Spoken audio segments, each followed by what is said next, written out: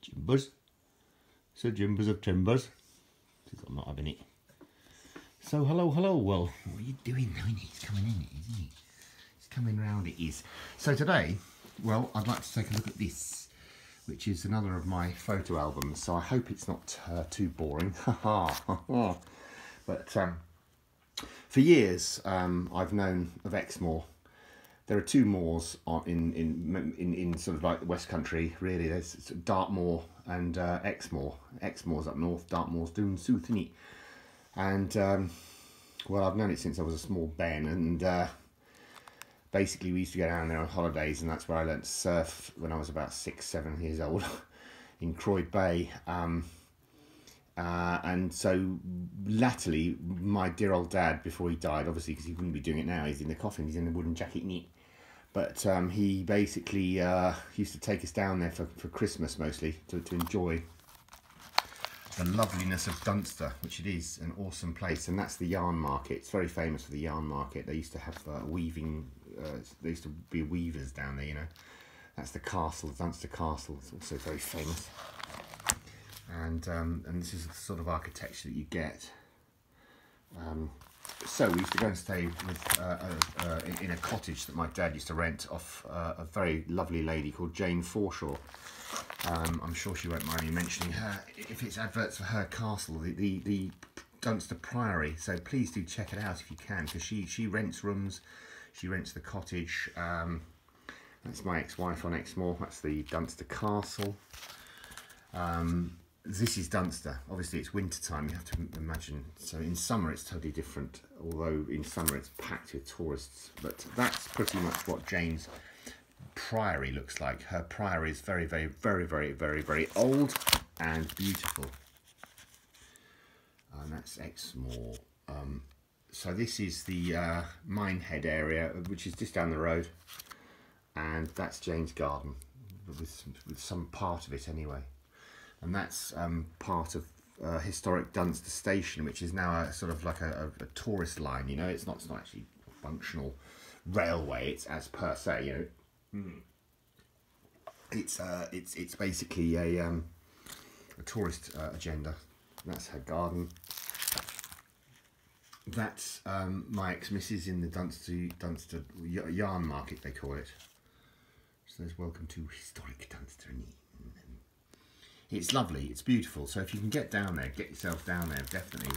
I'll sort of edit some of these photos, because yeah, it's expect rain though, you know. Bless my old dad, he was always drenched. And that's my mum, obviously, and that's my ex-missus. We had fun, don't you get me wrong, although she pretends that she didn't. These leaded light windows are very, very old. They're original virtually to the building. And yeah, my ex-missus, one of my dad's cars, it was a Merc Estate. It kept going wrong. He only had it about a year before he got rid of it. His valve thing just kept going bang, you know. Much to his dismay, because he spent a fortune on it. That's the Dunster Church at night. The bells ring. I mean, it's, some people might find it charming, some people might think, oh my god, no way. But every half hour the bells play a tune, you know. And well, the old laird that set the down thing up, that's Christmas lunch with my dad, obviously having big beam on his face because he's got a glass of wine in front of him. Yeah, the laird that set the thing up said, well, you know, if you know, you should be up anyway at that 5:30 in the morning, ready for work, sort of thing. Oh God! So that's why the excuse went that the bells would be going off. But this was the priory, and that's ironic, because that's funny. That's the old Only Fools and Horses.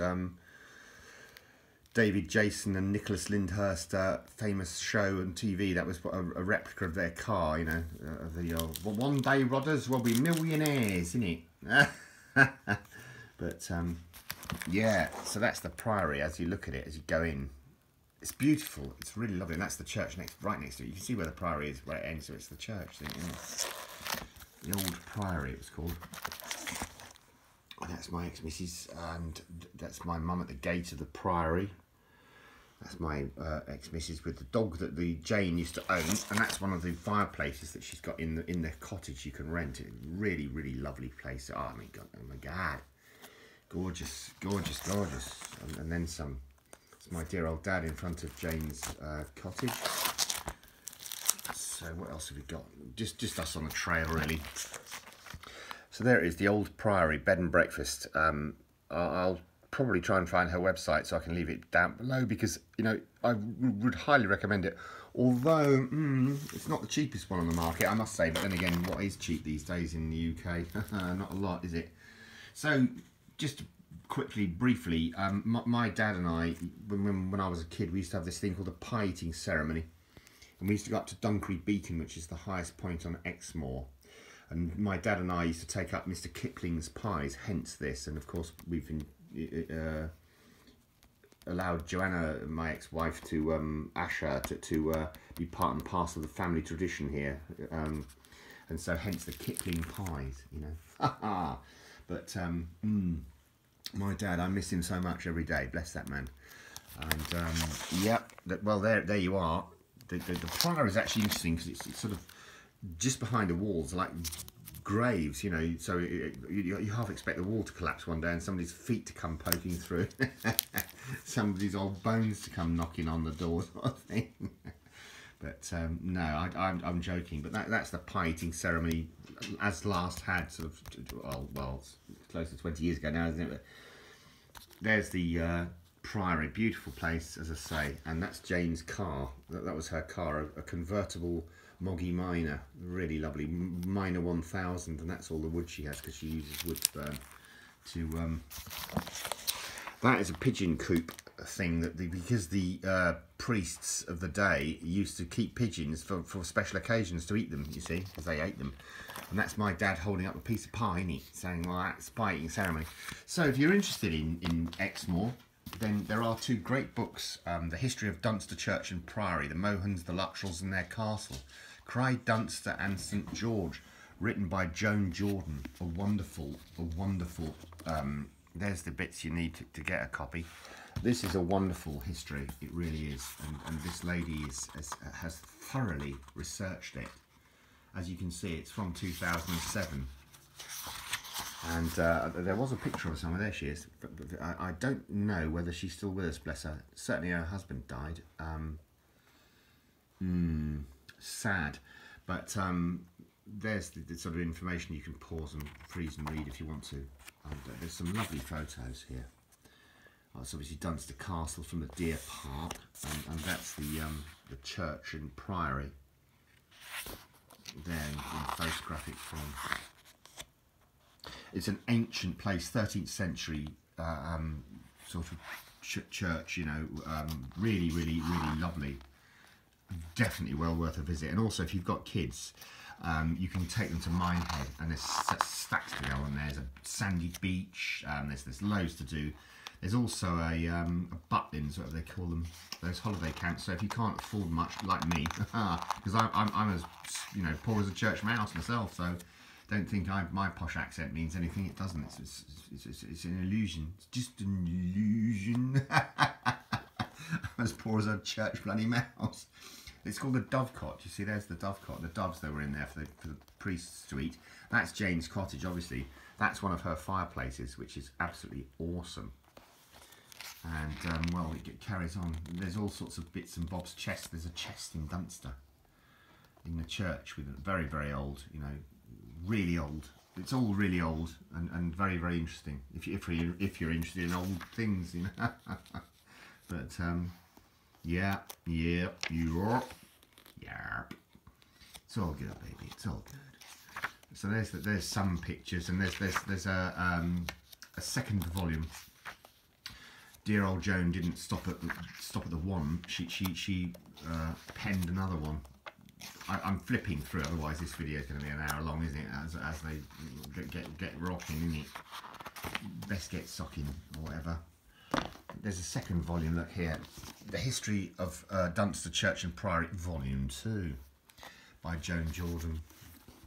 And again, that's the business if you want it to get hold of it. Get hold of a copy. They're probably not 30 quid a piece now. You can probably find them cheaper than that, I guess. I don't know. That's Mary Luttrell. The Luttrells were the family that lived in the castle. And Colonel Francis Luttrell. I mean, God, they could be twins, couldn't they? I mean, could you actually tell? You know, good Lord, that could be a woman, couldn't it? I'm joking. Aren't I rude? But no, there you go. There's Colonel Alexander Luttrell from 1711, and his wife probably. Yes, they weren't too bad looking, were they? Let's face it, they're very, very pretty people. That's a fact. So there's all the history of the Luttrells, as it were, the Luttrell family, as I say. That were, I don't know what that's going on about. Stuck it is. Can't get it apart. He looks a bit tipsy, that bloke, doesn't he? John Fownes Luttrell. Had a couple of ales, I think, mate, haven't you? You've had a couple of ales and your neck's a bit whiffy, isn't it? So there's the Luttrell Arms, which is part and parcel of Dunster. That's very. I've not been in there for a while. It's very expensive, but in fact, it's be prepared. You know, take wads of cash if you go to Dunster, because it's not cheap. It's not a cheap vacation. That's a fact. But at the same time, you do get what you pay for. It is lovely. It is beautiful. And if you want to go cheaper, just visit Dunster. Don't go stay there. Just visit the place and stay in Minehead. Much cheaper at the Butlins, you know, club. You know, at the Butlins holiday camp sort of thing. Carry on camping. But so there you go. There's the pictures. And just quickly, because obviously this video's rattling on. That was when they were restoring the Dovecot in 1987. Which is now fully restored. There are no doves in it now, of course. It's long gone. They ate a lot, didn't they? Greedy priests ate them all, didn't they? This chap's amazing. Johnny Kingdom, he's dead now, unfortunately. He died in a most horrific accident. He was digging some plot on his land with a JCB and it bloody turned over and killed him and crushed him. What a terrible shame. But he used to... he had another previous terrible accident when he was working as a logsman, a woodsman. And basically he was towing some trees and the chain snapped and came hurtling into the cabin of the tractor he was driving and nearly killed him. And he somehow managed to get home and with most of his teeth knocked out, sort of thing. And his wife screaming sort of took him to the hospital, and he eventually survived, and he had sort of like a minor nervous breakdown from the trauma of the accident. And a friend of his gave him a video camera, and he became effectively an illustrious career he had in filming wildlife on Exmoor. And he used to produce these videos like the Red Deer Watch. I can highly recommend them. Obviously, I'm not sure if you can get hold of them new now from him, because obviously he's dead. Maybe his family has rolled up tents and thought, sod it, folded up tents rather, and thought, no, we'll move on. But there will be available on eBay, these videos. Johnny Kingdom is the man's name. So not Condom, Kingdom. And I can't help myself, sorry. But this is another good video. Secrets of the Moor, Exmoor. You must visit. If you have not been there, then please go, because you'll love it. You'll really enjoy the place. Anyway, I'll leave it there because it's getting on a bit now. This video's already 13 minutes long, isn't it? So there's Jimmy. No, it's not happening. He's asleep. He's definitely gone. So I hope you found this of some interest, and thanks ever so much for watching. As always, all the very best wishes. Cheers.